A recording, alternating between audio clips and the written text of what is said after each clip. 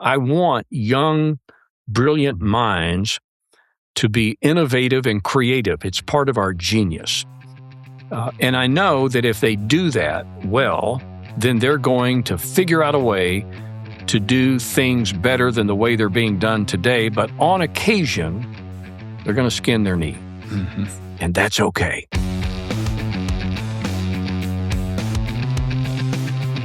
This is the Startup Junkies podcast. Hello, ladies and gentlemen. Welcome to another episode of the Startup Junkies podcast. Thank you for tuning in however and wherever you're tuning in from. My name is Daniel Koontz, and I'm joined today by my co-hosts, Jeff Amerine and Caleb Talley. Caleb, Jeff, how are we doing today? Really good. Another beautiful day in Northwest Arkansas. Absolutely. It's a hot day. Hot and beautiful day. Mm-hmm. Well, today is a very special episode because we are joined today by Congressman Steve Womack. Steve, how are you doing today? I'm doing well. Thanks for having me. Yeah, thank you so much for coming on. This is probably, for me personally, the biggest guest I've ever had on. So I appreciate your willingness to join us on the show. We need to raise your level of expectation. Yeah. Well, the way we kind of like to start these episodes, Jeff calls it almost a Marvel origin story. If you had a comic book written about you, tell the audience, where did you start and how did you get to where you are today?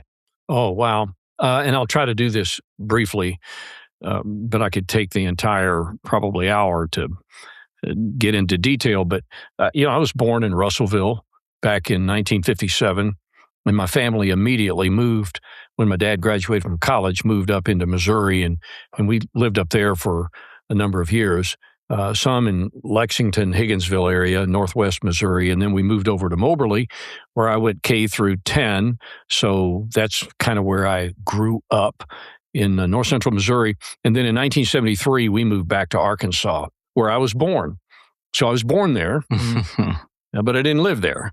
But I finished high school and college in Russellville. And then I moved to Northwest Arkansas and been here ever since. And now, since I've been in Northwest Arkansas, I have been the following. I've been a broadcaster.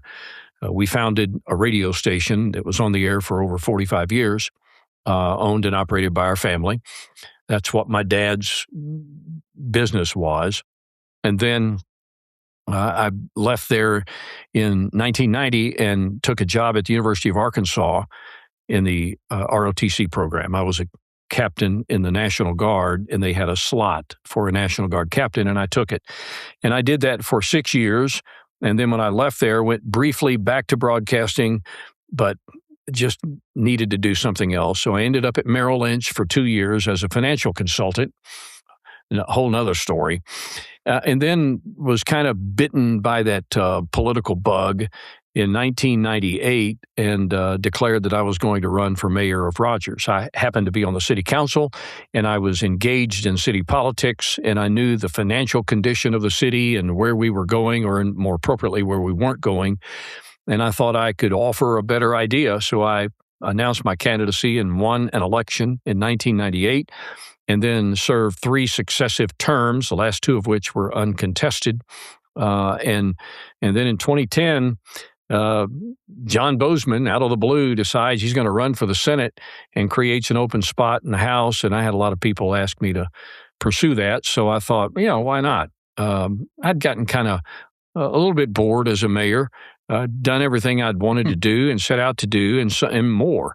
So I ran for Congress, got elected in 2010, took office in 2011, been there ever since. So 16 years later, I'm sitting at Startup Junkie and doing a podcast talking about me. So there you have it.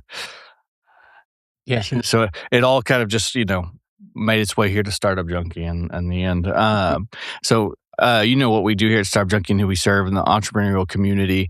Tell us a little bit about your experience with entrepreneurship by way of the radio station and just kind of your proximity to it and what that experience was like. Well, our story was probably not unlike most startup stories. It begins with the fact that you think you can do something, whatever it is, whatever that business idea is, and that and typically work for the other guy for a while, and then determine that, why can't I do this for me? And that was essentially what happened with us. My dad was a broadcaster in Higginsville, Lexington, Missouri, in Moberly, and down at Russellville. and he always worked for the other guy and made those other guys a lot of money, and decided, hey, we ought to try this on our own. So he and I went up to Rogers when I was in college, and we scouted out. We'd been up there. I played football against Rogers when I was at Russellville, so we knew a little bit about the community, and we knew it had an AM/FM radio station there. But we went up there thinking, we could apply the kind of broadcast format that we were good at. My dad was good at in Rogers, because it didn't have it. It's more of a music station. So we came up and scouted out the community. I'll never forget the day we were scouting out Rogers is the day the Prairie Creek Marina burned. I just remember that day vividly. And we kind of fell in love with the community and decided this is where we want to put a station. And we did a frequency search and found out that 790 on the AM dial would work. And so we started the station. So back to your question, Caleb, it's about, you have this idea, you've applied the idea for other people, you can do it for yourself, but typical of a lot of these ideas, you just maybe don't have that financial position with which to be able to launch. And that's what keeps undercapitalization. That's what keeps a lot of people from doing. Jeff, you see this all the time. Absolutely. From people who have great ideas, they just need that little that little help. So we did it on a shoestring, and I came up and put the station on the air. My dad remained in Russellville working at the radio station there, and I managed this thing for 5 years. Slept on the couch a lot, and signed it on in the morning, signed it off in the evening, sold ads, did production, cleaned the trash. I did everything, as a lot of startups do. And then little by little, you become profitable. Well, and we were profitable from day one, but little by little, you become more and more profitable, and then you can hire additional people, and then you kind of grow something, and then you've developed a reputation, and now you've got equity, and you're performing exactly the way you said you would perform, and you're having success at it, and it just kind of blossomed from there. And then eventually we had the wherewithal to bring my dad up, and he joined us full-time 5 years later. So we put it on the air in 1979, and he joined us in 2004. And that's typical of a lot of businesses, that it begins with an idea, you find a way to get it going, and then you know what you do? You just roll your sleeves up and you work your tail off. And which is where I think a lot of good ideas go to die, is that it's a great idea, but it just doesn't get the effort, if you will, and maybe the resources to be able to make it completely successful. But my dad and I were very committed to rolling up our sleeves, working hard every day, being able to do a multitude of jobs, and shepherd this thing through to profitability so that we could eventually hire additional staff and never breathe easy, because you're a business owner and you're always looking out for the welfare of your business, but certainly made things a little easier, and it developed a reputation, and it was a good reputation. So we were very pleased. I will tell you one other thing before I send it back to you, is that the coffee shop talk in Rogers back then, and we're talking like 1979, 1980, is that, we've got this new radio station that started out there, and there was an active, I don't know if it was, the handicappers at Westner's Grill were actually laying money on it, but there was chatter in there of, I'll give these guys 6 months and they'll be out. 45 years later, it was proving them wrong. Yeah, we proved them wrong, which is what a lot of startups like to write in their storied history. I think come to find that ideas can be a dime a dozen almost. It's effort and execution's really the difference maker with a lot of the folks that are in that space. Well, the problem, the question to be begged is, well, if you were successful doing that style of radio, then why were you the only one doing it? And I'll tell you why. It's hard work. But the owner was actively involved, manager actively involved, the family was involved. And so therefore, if it didn't get done, it's really on us.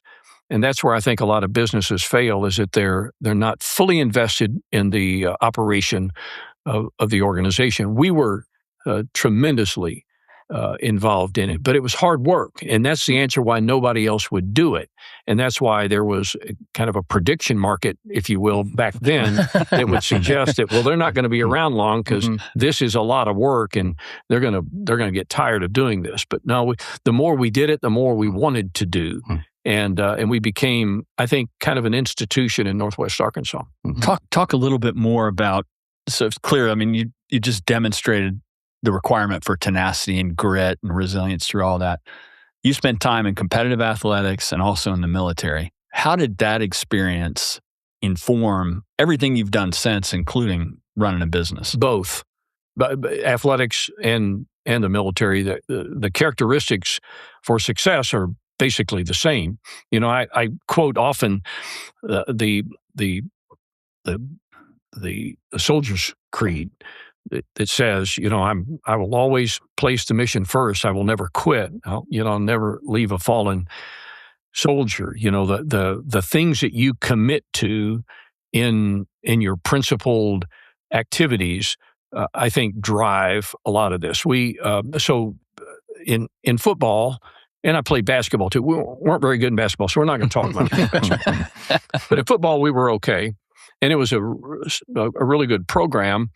But football, much like the infantry squad, is foundational to life in that 11 people, each with different assignments on a given play.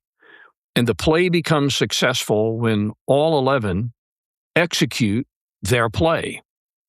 The infantry squad is built the same way, that you have an objective, a target that you are approaching, and you got an overwatch position, or you got an attack position, a breach position. You got all these people doing various things, and it goes haywire when somebody doesn't do their job appropriately. But you've also have to introduce the concept of what's the other side. Where is our resistance? Where is the enemy? And in business, it's where are your competitors in all of this? And you got to know really what your competitive issues are.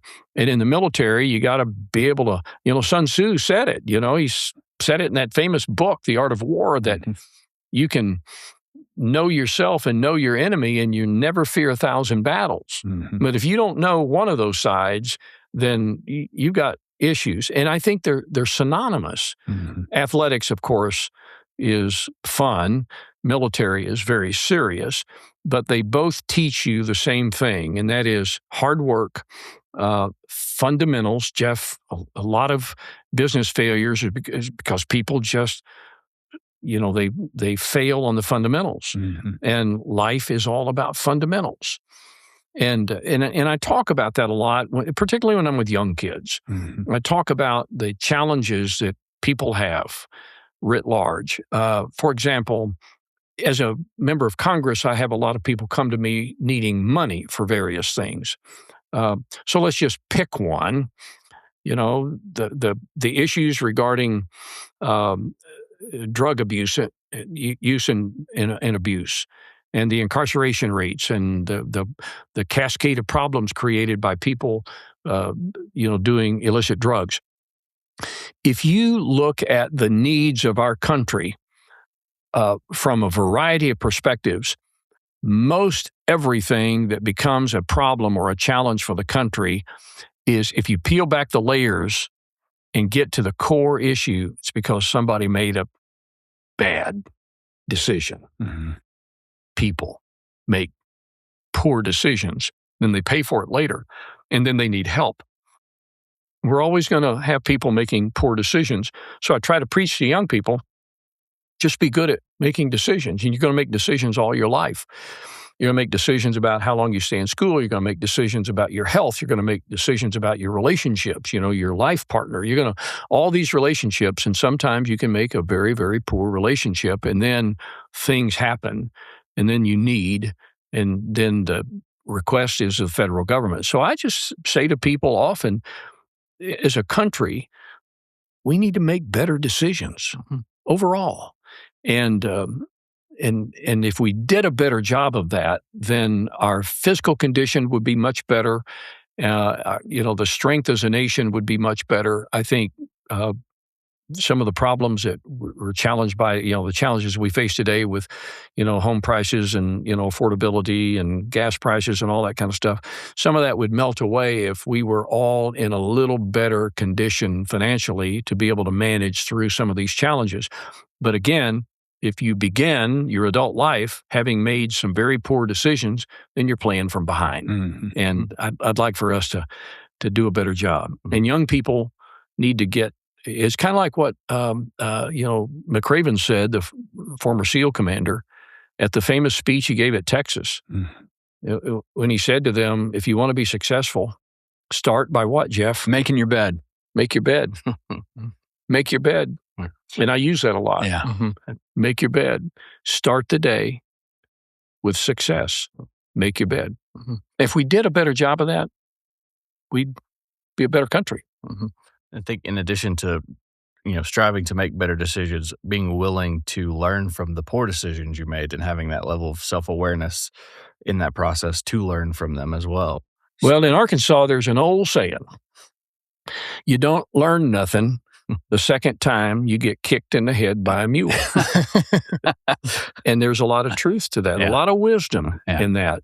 We have a lot of people that make bad decisions and then double down. Mm-hmm. And then, like I say, it cascades from there.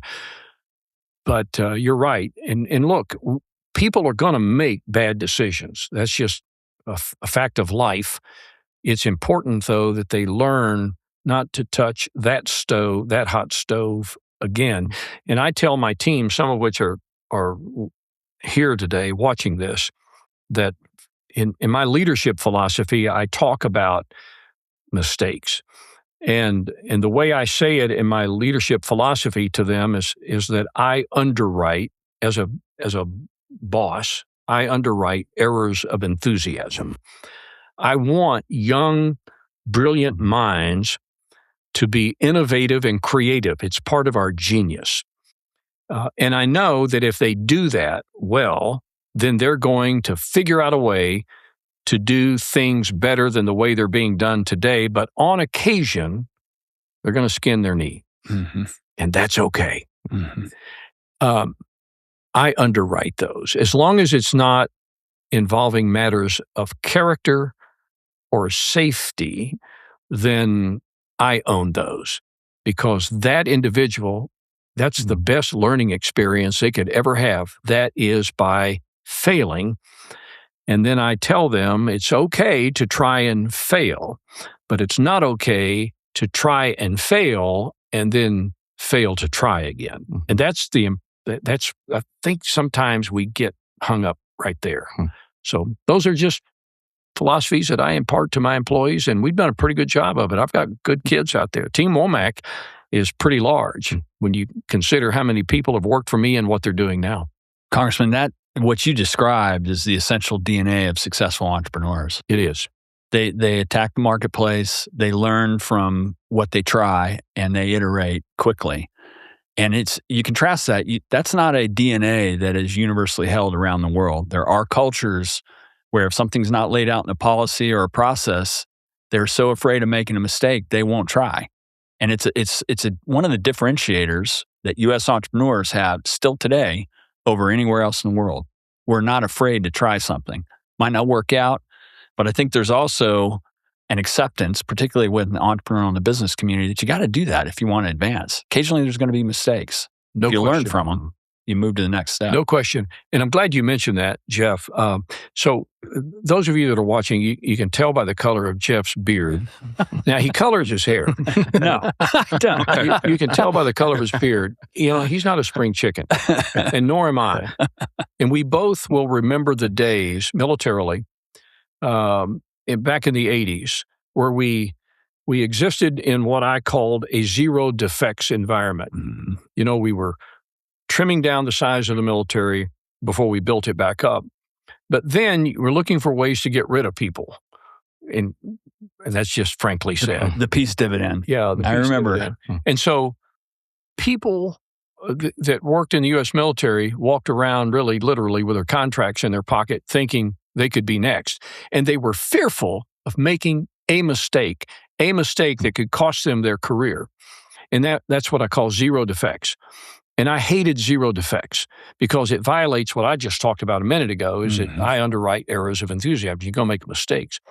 So we lived in this zero defects environment, and I think it did a lot of damage then to a lot of brilliant minds, potential startup people who thought, I can't do this because I fear making a mistake. And it suppresses the two things I talked about as our genius, the creative and innovative aspects of our minds, which are the greatest on the planet. We suppressed it by convincing people that if you take too big a risk and you fail, you're going to be done. And I think that's a horrible climate condition to work in an environment. And we still have businesses today that kind of operate in like a zero defect. They're afraid of everything. And so you just basically do what's safe.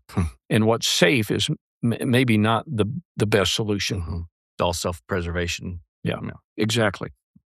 Yeah, well, kind of going on keep talking about your leadership philosophy.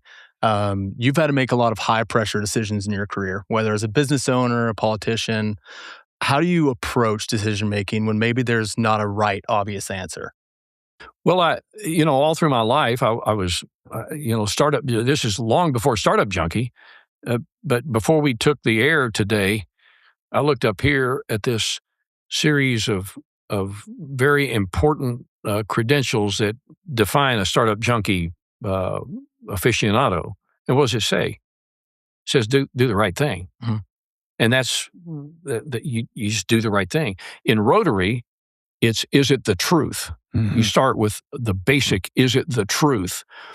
And so I've had to make a lot of decisions in my life. I've had to, make a lot of votes in my life as a member of Congress. I've had to make a lot of decisions about visionary kind of decisions, in Rogers when we were trying to build up that city on the west side, against resistance, headwinds, people, naysayers, people that you can't do that. And it's, ironic we're having this conversation in Fayetteville because some of the resistance that I met when I was mayor and trying to build what we eventually built in Rogers, my biggest resistance was Fayetteville, because we're the bell cow for Northwest Arkansas. You can't be. Well, now I would argue the Rogers-Bentonville area is pretty well ground zero for how you define Northwest Arkansas. Not that Fayetteville is not important; it truly is. Universities here, Startup Junkies here. I mean, you got a lot of good things going on. But I knew in '98 when I ran for mayor that in a few short years, based on normal growth and just basic logic, that Benton County was going to pass Washington County in total population. We were way behind at the time, but we were growing almost twice as fast. And I just knew that over time that would play itself out, and it did in '03. And so if you look at our bond issue, the first bond issue we did for infrastructure on the west side of Rogers was in 2003, because I knew that was when we were going to start receiving a lot of attention for having passed Washington County. And I knew there was going to be a new retail center emerge because of critical mass. And there were two places it could go, Springdale being one of them, Reed out on 412, out in that area where the ballpark is. But I knew it was too close to Fayetteville to be the ideal spot. I knew it had to be a little bit further north in Benton County, and it was kind of between Rogers and Bentonville, and we had the property in the most ideal location, Pinnacle Hills, that area. It was in Rogers, both sides. And that's why we set out to do what we did. But we were using information, known information, to benefit ourselves. But again, I had resistance. I had people say, well, that's probably not going to happen. You got big dreams, but, they may come crashing down. And as it turned out, my dreams were achieved and at a very exponential level. And I'll give you this one. A lot of people don't know this, but I'll tell you in case you don't.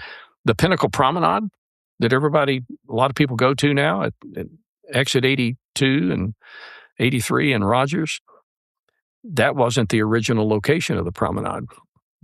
Promenade was supposed to be where Bonefish is on the other side of the interstate, 300,000 square feet.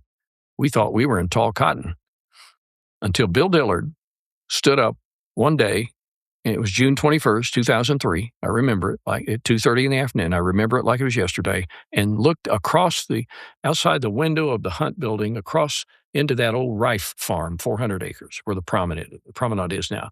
And he said these words: I like everything you guys are doing, but you got one problem. You're not thinking big enough. And it was at that moment I saw vision in action. I saw Dillard pinpoint a location where his next Northwest Arkansas Dillard store was going to be, and exactly where he pointed is where his store is today, about 200,000 square feet. His store is almost as big as the entire project we had on the other side. But he was able to help us understand that because he too knew what was going on in Benton County, and he knew that we were onto something there.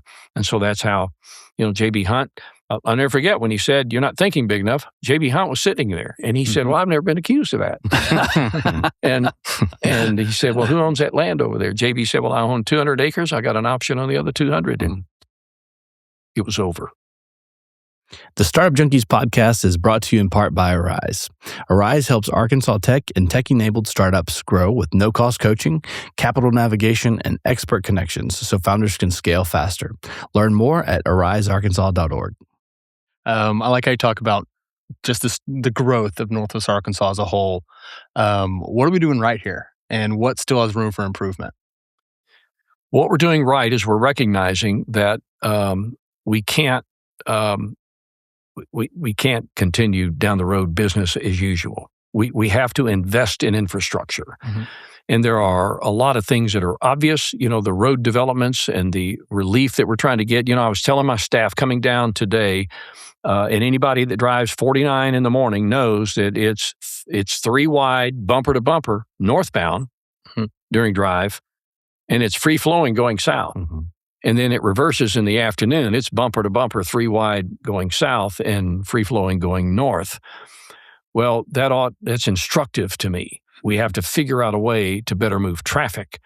And we can't do it on I-49, totally on I-49. We have to develop 112. We have to develop 412. We have to get this traffic going in a lot of different directions if we're going to survive. And transportation is just one of those. And we're still just a little bit short of the total critical mass we need for reliable public transit. It's coming. It's just that right now people love their cars, and that's their best option. But when we get to 1 million people, then you're going to see more transit answers occur up here, and we need to be thinking ahead to that day. And I think the city planners, municipal leaders are doing a good job of that. The other thing that we need to be mindful of is that we are blessed by having a big water supply, Beaver Lake, and there are other sources that feed our region. But wastewater treatment is going to continue to be a challenge for us. And fortunately, we're able to operate right now without what I call a TMDL on nutrient loading in the Illinois River watershed. A TMDL is a total maximum daily load, and you can pick from the menu of contaminants, whether it's phosphates or the like. And as long as we don't have EPA hammering us and forcing us to basically not permit anything anymore, not let subdivisions come out of the ground, those kinds of things, then I think we're going to be all right. It's still a beautiful area. It's still a remarkable area for job creation and for entrepreneurial growth. And people are 30, 40 people a day are moving here. So this growth projection is going to continue to happen. Leaders have to be mindful of the fact that you can wish it away or you can hide from it, but it's going to come back and haunt you. So you've got to be on the leading edge of what we are trying to do. So how do we move people? That's going to be one of the big drivers. And then to think about some things that are going to happen that haven't happened yet. But Alice Walton is going to build a remarkable campus for healthcare. Mm-hmm. This whole health institute, which is just barely under construction right now, in a few years, you're not going to recognize the area, say, between Central and 8th Street on the north side of Bentonville. How do you prepare for that? So we're doing some things right now to better plan for how we're going to move traffic for the thousands of employees that are going to be coming in and out of there. These are things you have to be good at doing, and even against the headwinds of maybe opposition or the lack of resources. And I think Northwest Arkansas has done a really good job of that. And as long as we continue to do that, we're going to be just fine. Still stressed at times, but we're going to survive this. Let me ask you a follow-on related to that, kind of a related question, sort of visioning as you cast out 10, 20, 30 years. A lot of times I think back to the circumstances of Detroit in the 50s through the 70s. World leader, magnificently vibrant place, but they had a ton of account concentration around automobile manufacturing primarily. The world changed, increased competition from overseas. So when I look at Northwest Arkansas, clearly a world leader in retail, consumer packaged goods, distribution, and supply chain. But what do you think about the account concentration we have? What should we be thinking about in terms of building other sectors up in the area so that we've got some diversity of medium and large size businesses within Northwest Arkansas? Well, look, Walmart is the Walmart story speaks for itself. Absolutely. And it's truly, to me, the most remarkable startup story. You know, it was a startup once upon a time. Yeah. It began with the very first Walmart store. Do you guys even know where it was? It was 75 years ago, 1964, or something like that. First Walmart number one. Do you know where it is, Caleb? Was it in Newport, was it? No. Rogers. Now, the Walton 5 and Dime existed, but the very first Walmart store was in Rogers. So the Walmart story it speaks for itself. And a lot of people for years, I remember even as a mayor, people saying, well, if Walmart ever moves out of Northwest Arkansas, it's going to just dry up here.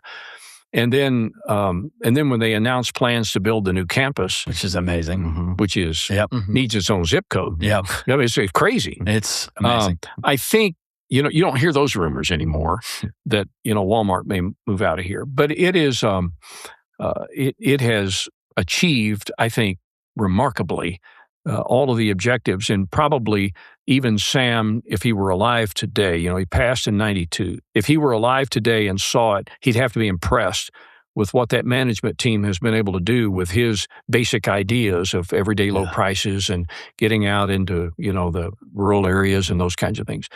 So, but Jeff, I think sometimes we are maligned a little bit in this area by thinking that it's only Walmart. Sure.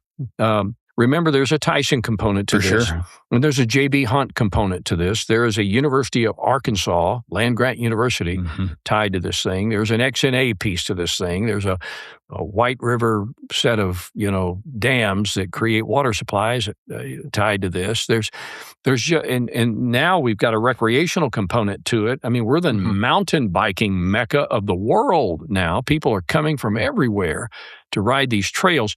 So it's not just Walmart. And then let's also remember that the supplier community, the old vendor community, is kind of remarkable in and of itself when you consider that every major brand that is sold in a Walmart store has a team of professionals here with really good incomes selling products to their biggest customer. I mean, that's part of this magic too. And then maybe the most important is how many entrepreneurs have been created by the Walmart story. Mm-hmm. How many people with Walmart ties took other ideas and developed those ideas right here locally? They're everywhere. Yeah, that's right. That's the virtuous cycle that we're still benefiting from today. So, and they are the tentacles of the Walmart story, and the same can be said with Tyson and Hunt, maybe to a little lesser degree, reach all around the globe. And so I'm reasonably confident that we don't have to fear, a Miami, Oklahoma issue when a major tire company pulls out and all the jobs are gone. We don't, that's just simply not really in the cards. And so we benefit from that. Now, can we say that 20 years from now, 25 years from now? Well, if we continue to do what we've done, then I say, of course we can.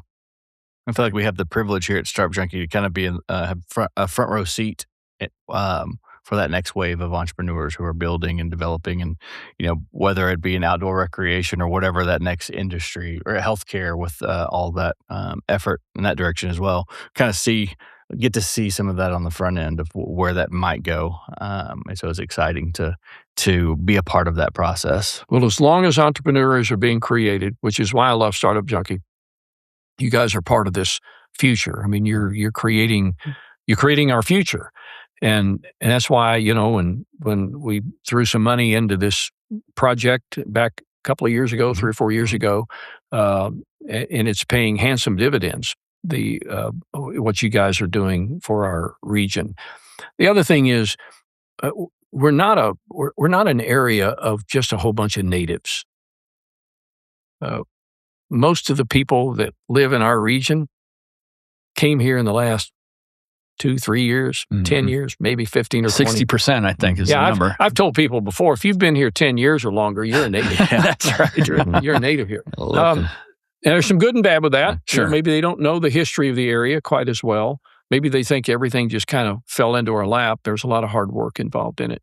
But the good news is we have people from all walks of life that have all kinds of experiences, and they're finding out when they come here, sometimes kicking and screaming with a vendor, that they have landed in an area where, one, they can buy a really nice home, pay cash, put their kids in really good schools, great healthcare and improving every day in healthcare, really good governance with very few exceptions. We don't get into, big, we're not always, fighting among one another, and a region that's kind of grown up together.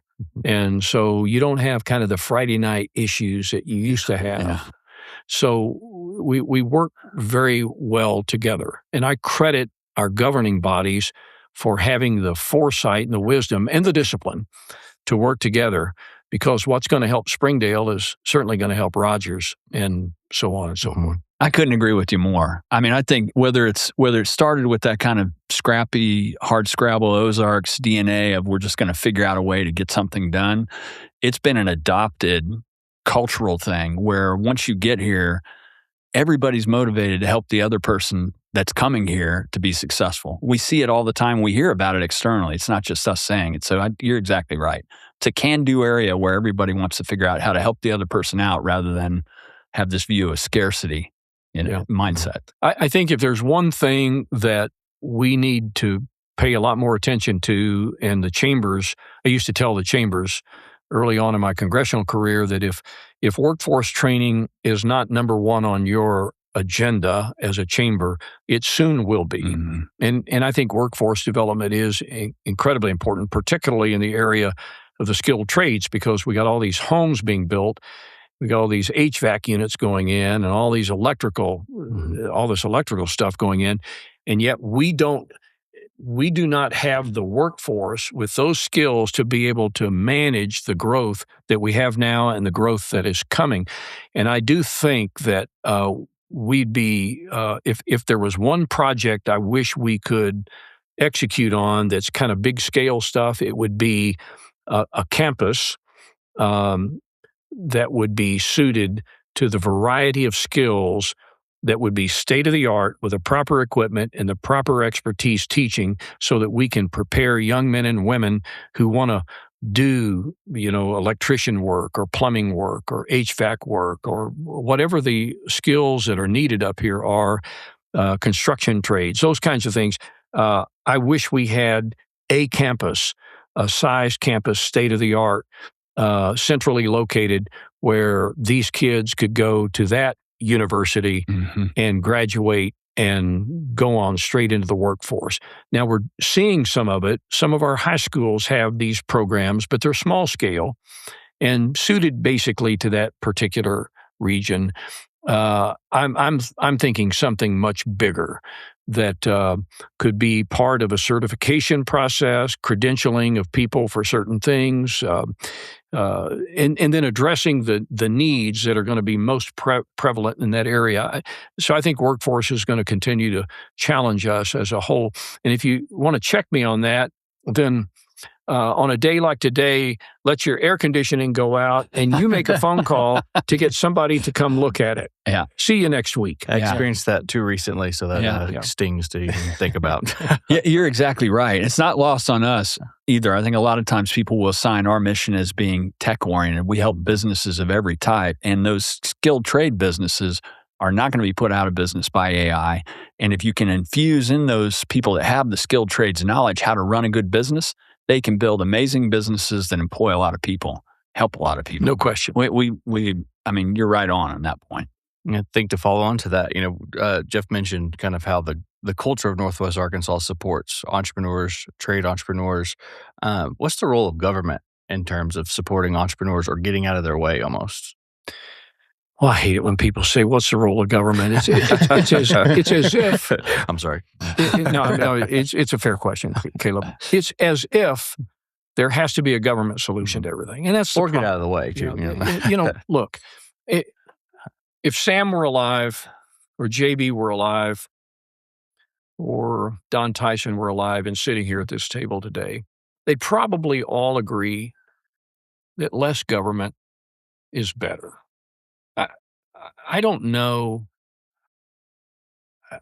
I don't know if either one of those three people could have been successful if they were beginning their entrepreneurial journey today because of government. And so there cannot be a government solution to everything. Now, the government does have a role in some things. My subcommittee on appropriations is transportation and housing. It has to be a federal partner in a lot of this very expensive transportation stuff. And certainly 2/3 of my bill is housing. And, people are going to have a roof over their head. And we have a lot of subsidized housing that we're responsible for. So there's a role, but I think our country is too quick to kind of look to the federal government and say, help us out here. Mm-hmm. That's how you get $40 trillion in debt and how you build a net deficit of every budget cycle of $2 trillion. And net interest payments, read minimum payment due every year, of $1 trillion. We're not going to spend $1 trillion this year. Well, we might, on national defense. But yet we're going to spend $1 trillion to pay our creditors. So we cannot make this thing about government. And that's plagued our country for quite a while. We have to make sure we have more startup junkies out there helping people build their own companies and enjoy the equity positions that they're going to be building and create wealth from that standpoint without it just being let Uncle Sam give it to me. And I see it every day. So kudos to what you guys are doing. You're part of the solution. The federal government, many times, is part of the problem. Not sustainable. Not sustainable. No, not at all. I mean, ask both of you guys. You think Social Security is going to be around for you? Answer honestly. Plead the fifth. Do you think Medicare, as we know it, is going to be around for you guys when you turn 65? Because you guys I can tell by looking at you, got a few years to go. Hope. I'm telling you, the programs that are hurting the country right now are, they're relied upon by a lot of people, but it's not sustainable. So we have to figure out, how do we not shortchange the people relying on those programs today, but build something that's going to be around for you guys. And that's going to be a hard political discussion and subsequent vote. And then for the first time in my adult life, something's going to happen this year that has never happened before in my lifetime, and that is people who get elected to the United States Senate in this coming election, when they run for re-election, they will by then have already had to vote on a solution to keeping Medicare or keeping Social Security solvent. And the president that runs in 2028 and then runs for re-election in 2032 will have to have done the same thing. They will have had to put their cards on the table as to how to fix a growing problem with Social Security and Medicare and Medicaid in some respects. And that's never happened before. We've always been able to punt the issue a little further down the road, but now it's coming home to roost, and we'll have to figure it out. And if that's not a motivator for an entrepreneur to take their fate and destiny into their own hands, I don't know what else is. I will say that some of that is, even with Gen Z younger folks, they're taking their investment portfolio and thinking ahead into their own hands because they lived through the pandemic. Some of them are old enough to have witnessed the financial crisis. And I think it's a smart thing to do. You can't count on any external force to save you, really, government or anything else. So being financially responsible, believe it or not, your generation is thinking about that. You're investing more, saving more, being more frugal and spend. I think those are all good signs. And sure. I would like for our school systems to do a better job. They do a better job of promoting financial literacy. Absolutely. So that young people, when they understand the relationship to debt and what debt will do, particularly credit card debt, because it's off the charts right now. People are living on credit cards. That they understand how important it is, particularly the concept of compounding, how saving early on in your life and the compounding effect and what that leads to down the road. But those programs we mentioned are not going to be around in the same form that they are today. And your generation is going to have to know that so they can better plan their future. And we haven't done a very good job of convincing them that, because we still have those programs in effect and you're still paying into those programs.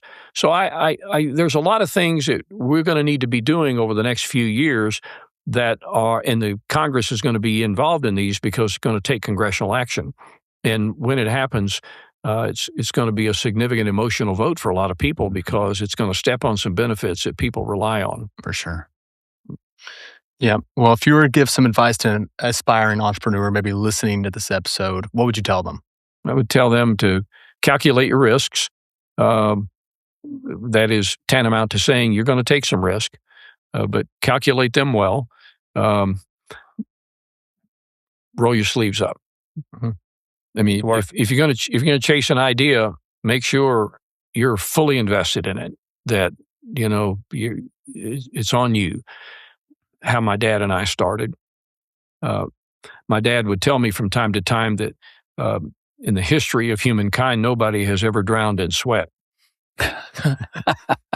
And hard work's not going to kill you. That's a good one. So just calculate your risk. Don't do stupid stuff. Recognize a lot of it's going to be on you. Work your plan, and then if the idea is right and the effort is there, with minimal resources, I think you're going to be successful. Mm-hmm. And there's a lot of people that try and fail, and they dust themselves off and they go try it again, and they do really, really well at it.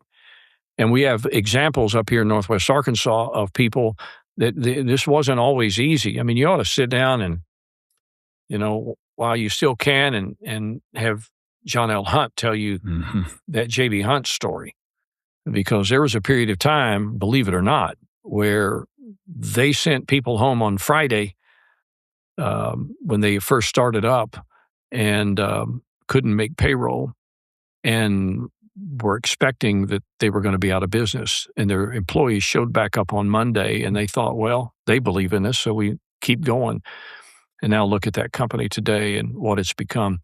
There are going to be those moments, and you just got to be able to drive through them. And I think that's what makes Northwest Arkansas special. We're an entrepreneurial-driven region that would prefer not to have more government, would prefer less government, and invite government in only when it's necessary to have a federal partner in some of the things that we're trying to do. Because what we are doing right here is actually helping our country. And our country should look at it from an investment standpoint and say, hey, look, they're helping us. We ought to reinvest in it. And that's why we ask the federal government to come help us from a resource perspective to help us move our economy. It's a good segue to kind of our landing the plane question. That was advice you'd give an aspiring entrepreneur. If you had a time machine and you could go back in time, give yourself advice before going into the radio business, coming out of high school, what advice, with all the accumulated knowledge you have now, would you give young Steve? Work harder in school. It's unlike a lot of kids, I got up and went to school because my parents kicked me out of bed and said, go to school. Appreciate the value of the kind of education that we are all given. I had kids yesterday down at Alma at a Boys and Girls Club, and I was explaining to them, I've traveled all over the world, and I've been in places where the kids your age don't have the opportunities you have, and we take it for granted. We yawn. Our kids don't wake up here every morning worried about a mortar round landing in their backyard like they do in Israel, or a drone attack on their home in Ukraine, or live under the oppressive rule of a guy like Kim Jong-un in North Korea. Our kids they benefit. Even the most vulnerable among us have it better than people in other places in the world. And I just want us to remember it and understand it and recognize there's value in it and don't take it for granted.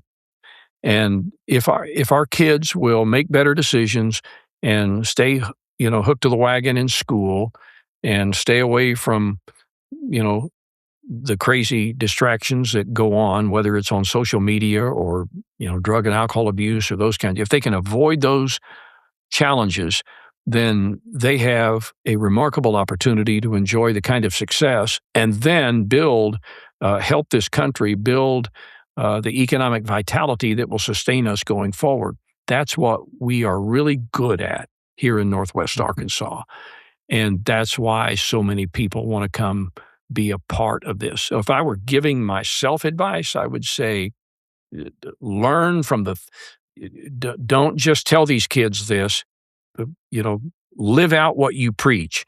And those are 4 pillars that I give kids: education, decision-making, behavior, your health, and then fourthly, your spirit of charity. If you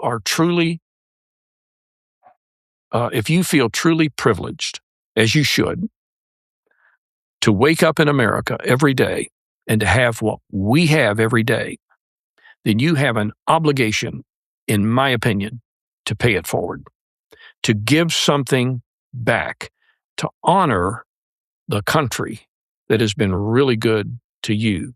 And if we did a better job of that, I think the future is just remarkably bright for this country.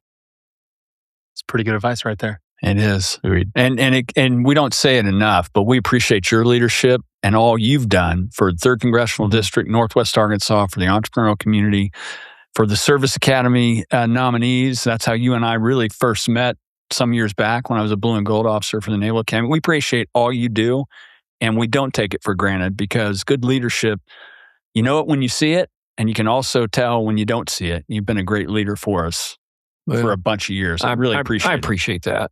Can I end with this? August 28th, next month, I'm going up to West Point. And I will be attending the funeral of a young man from Bentonville who commissioned a lieutenant out of West Point in 2019. He's a BHS grad, Jason Hunt, and had made first lieutenant and was headed to his new assignment and was diagnosed with a brain cancer and passed away. His daddy and I were talking not long ago when he was in hospice, and pretty emotional thing. Jeff, this was one of our best and brightest. His life was cut short. But I can tell you the work that we do, you help us with in placing the brightest young people we have in our military to lead the men and women who are going to put their hand up and volunteer to put country over themselves is some of the most important work we do. And it will be a sad day on that day, late day in August when we're saying our final goodbyes to Jason Hunt there at the West Point Cemetery. And but it just reminds me of how important and critical this work is. And I am blessed and honored and privileged every day to represent an area like Northwest Arkansas, because I know most of my colleagues don't enjoy that same kind of area. They're proud of their areas, but you guys make my job so much easier, and I want you to know how much I appreciate it. Thank you. Well, if anyone in the audience or who's listening to this episode wants to learn more about you or the work you're doing, where can they go? Well, they can go to our website, womack.house.gov. So that's our website, and they can do a lot of things on that website. They can apply for internships, or they can request a flag of the United States that flew over the Capitol. I mean, there's tons of things that we can do. Or they can call my office, or they can call me. And I love to talk to people about what we do in Washington. And I'm smart enough to know I got more yesterdays in this business than I have tomorrows. But for the time that I'm still there, I'm going to have my sleeves rolled up, and I'm going to approach it every day just like I did when I was a young startup broadcaster. And then I'm supported by some really, really remarkable young people who are smart, talented, and they work hard every day to benefit the 3rd District. And they're all hand-selected. We're very careful with who we take on our team. And the people watching this podcast that call Northwest Arkansas home should be very proud of the work that's coming out of these kids, sometime in spite of their boss. Well, we'll make sure to add the website in the episode description in the show notes. Thank you so much for joining us today. Thank you. Hey, thanks again. Honor to be with you. Thank you so much, guys. Enjoyed it. We want to thank our audience for tuning in, and a reminder to follow the Startup Junkies podcast on YouTube, Spotify, and Apple. If you enjoyed this episode, make sure to share with a friend. Subscribe and review because it matters to us and we want to hear from you. If you're interested in learning how to work with us, check out the information below. See you next week.